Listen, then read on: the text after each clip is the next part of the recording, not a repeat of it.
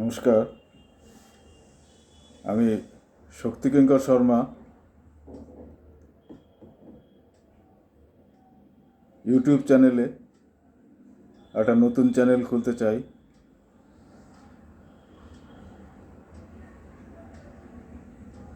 এই জন্য খুলতে চাই, আমার কথা আমি যা বলবো তা তো আপনারা শুনবেন, কিন্তু আমার আগে যিনি আমার জন্মদাতা, যিনি আন্তর্জাতিক প্রধান শিক্ষক, বাংলাদেশ থেকে শুরু করে ভারতবর্ষে তার হাজার হাজার লাখ লাখ বললেও কম বলা হবে না, তার ছাত্র সমস্ত পৃথিবীতে ছড়িয়ে আছে। তিনি অনেক কিছু তার জীবন কথা লেখা শুরু করেছিলেন, কিন্তু সম্পূর্ণ করতে পারেননি। তিনি চলে গেলেন 2000 সালে। তো আমি তার জীবন কাহিনীও কিছুটা বলতে চাই। আমিও হয়তো আর কিছুদিন পর থাকবো না, কিন্তু আমার বাবা যা বলতে চেয়েছিল বলতে পারেননি, বা লিখতে পারেননি, বা লেখা শেষ করতে পারেননি, সেগুলো আমি বলতে চাই। অজস্র ছাত্র যারা আমার বয়সী বা আমার থেকে 10 বছর বয়স, তারা নিশ্চয়ই অনেকে এখনও পৃথিবীর আনাচে কানাচে ছড়িয়ে আছে।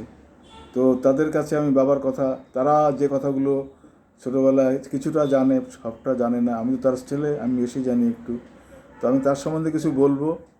এছাড়া তিনি যে গানগুলো গাইতেন, বিশেষ করে স্বাধীনতা সংগ্রামের সময় চারণ কবি মুকুন্দ দাসের গান খুব বেশি করে গাইতেন।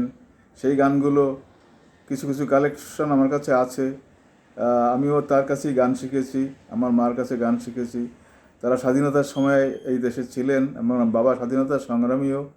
তিনি যখন বরিশাল বিএম কলেজে পড়তেন, তখন চট্টগ্রামের অস্ত্র লুণ্ঠন যেটা হয়েছিল মাস্টারদের লিডারশিপে, সেই অনুশীলন সমিতিতে আমার বাবাও ছিলেন। বরিশালের সংবাদদাতা হিসাবে, মানে বরিশালের খবরাখবর চট্টগ্রামে পৌঁছানো ছিল আমার বাবার কাজ। আরও অনেকেই ছিলেন। সুতরাং এই ধরনের অনেক কথা আছে যা সবাই জানে না, সেগুলো বলতে চাই। এছাড়া আমি নিজেও, আমার জীবন কাহিনীও একেবারে ছোটোখাটো না। আজকে আমার 73 বছর বয়স হতে চললো। তো অনেক প্রদেশ ঘুরেছি চাকরি করার খাতিরে। দণ্ডকারণ্য, রামায়ণে সেই দণ্ডকারণ্য, যেখানে রাম, সীতা, লক্ষ্মণ 14 বছরের জন্য বনবাসে ছিলেন, সেইখানে আমরা ছিলাম। আমার বাবা সেখানে যে পূর্ব পাকিস্তান থেকে যে রিফিউজিরা এসেছিলেন, তাদের ছেলেদের আমার বাবা পড়িয়েছেন। বাবা সেখানে 1977 পর্যন্ত কাজ করেছেন। ওখানেই তিনি প্রথম হেডমাস্টার ছিলেন দুটো স্কুলে।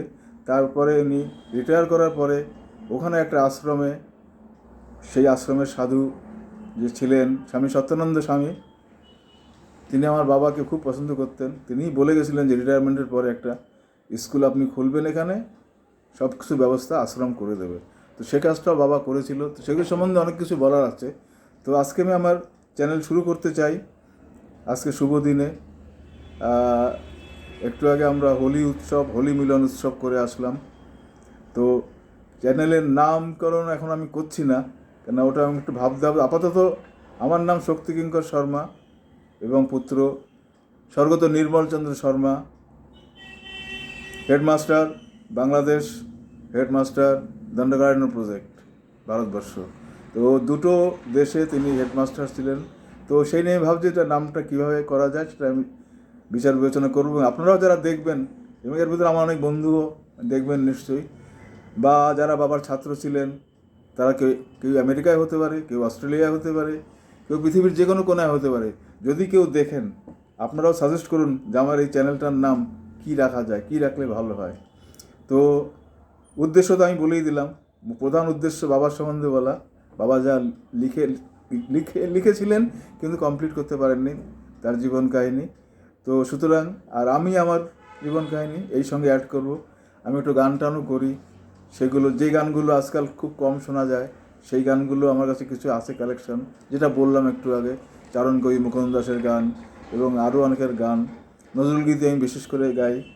সুতরাং আমিও গান টান করতে চাই, এবং আশা করি আপনারা কিছুটা পুরোনো দিনের স্বাদ পাবেন। কেননা আজকাল সেই গানগুলো ধীরে ধীরে মুছে যাচ্ছে। পরবর্তী প্রজন্ম, আমাদের নাতি নাতনিরা, এরাও যদি এই টিউবটা আমি খুলতে পারি, এই চ্যানেলটা খুলতে পারি, যদি ঈশ্বর সহায় হন, তাহলে সেই গানগুলো থেকে যাবে। সেগুলো ভবিষ্যতে আমার প্রজন্ম, আমার নাতি নাতনিরা, আপনাদের নাতি নাতনিরা এরা শুনবে, এগুলো হারিয়ে যাবে না। আমি চাই যা আমার বাবা, আমার ঠাকুরদাদা, আপনাদেরও বাবা ঠাকুরদাদারা যে গান করতেন, যা কাজকর্ম করতেন, দেশের জন্য তারা যা করে, আমরা তো স্বাধীনতার সময় জন্মই নেইনি, পরে জন্ম হয়েছে। সুতরাং সেই সময়কার কথাগুলো হারিয়ে যাচ্ছে সব।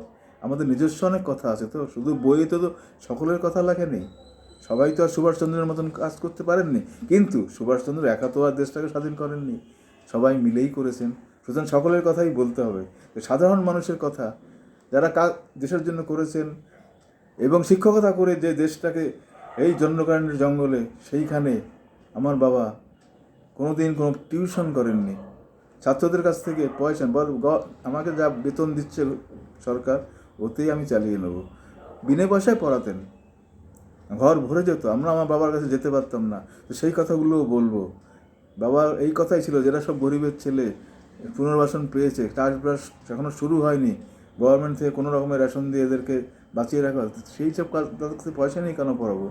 শিক্ষকতা পয়সা নিয়ে পড়াবার জন্য না। শিক্ষাদান হলো মহান দান। রক্তদানের থেকেও শিক্ষাদান কোনো অংশে কম না। রক্তদানের ইচ্ছা তখনই আসবে যে যার ভিতরে শিক্ষা আছে। সুতরাং আমি আর বেশি বাড়াতে চাই না, চ্যানেলটা শুরু করতে চাই। আপনাদের সকলের ভালোবাসা, আশীর্বাদ, শুভেচ্ছা এই নিয়ে আজকের মতো আমি শেষ করছি। পরবর্তী আবার যেদিন আমি আমার কিছু জিনিস আমি তৈরি করব, সেগুলো বলবো, আবার আপনাদের এই চ্যানেলে আপনারা দেখতে পাবেন। নমস্কার, শুভরাত্রি।